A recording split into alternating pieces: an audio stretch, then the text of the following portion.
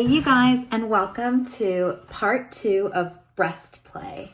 So in the part 1 of the breast play, we talked about how dirty talk and checking in with the nipples is really nice, and also how you can incorporate kissing with this type of foreplay. And I wanted to just give you some more pointers. So if you've watched video 1, great, you're already ahead of the game. If you haven't, go ahead and step it back a minute and watch part 1 so that you have all the details you need to be an amazing breast player. And now this can be for yourself, this can be for your partner, and it can be just good knowledge that you can share with other people as well, right? Okay. So I want to talk to you a little bit about the areola, and that is the darker colored circle that is around the nipple. And why it's important that we recognize the areola is because it can be even more sensitive than the nipple itself. So you want to make sure you're taking your time to gently caress it and touch it. Once again, if you have worker hands, you might have rough fingertips. Always really important to consider what your hand might be feeling like on an area that's so sensitive. So making sure that you're really taking the time to be conscious with your play, right? So if it's feeling really nice, you're exploring that really sensitive part, you can incorporate the nipples. You can use your fingers, you can use your tongue, a little bit of licking, a little bit of tasting, really slowly.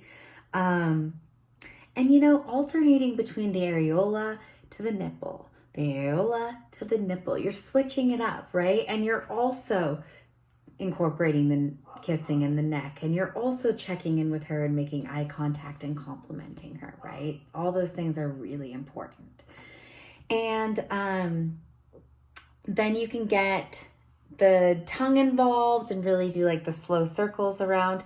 And now I want to also bring awareness around the inverted nipple. So sometimes the nipple doesn't exteriorly point out, it's inverted, and that happens in 10 to 20% of women. And so if you've never encountered that and you're encountering it for the first time, just know that's all totally normal and cool. And like that nipple just wants a little bit more encouragement and attention before it comes out to play.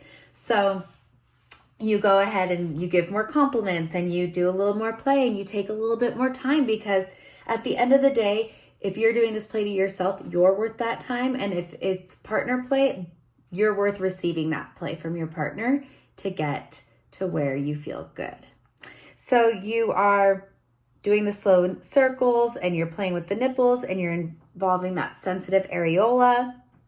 And then you can incorporate touching, kissing, licking, and even a little sucking.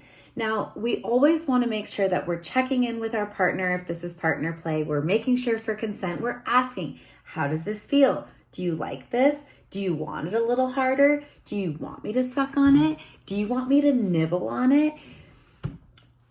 It's really important, you guys, because something can be feeling really good for a minute and then all of a sudden something can happen and it doesn't feel good, or it can set off a response on something else. So we always want to be checking in and getting consent. And then of course, if we're doing anything a little bit more frisky or taking it a little bit step further, like biting or sucking or nibbling, or even pulling, we want to make sure that she's here for it. We want to make sure that she likes it.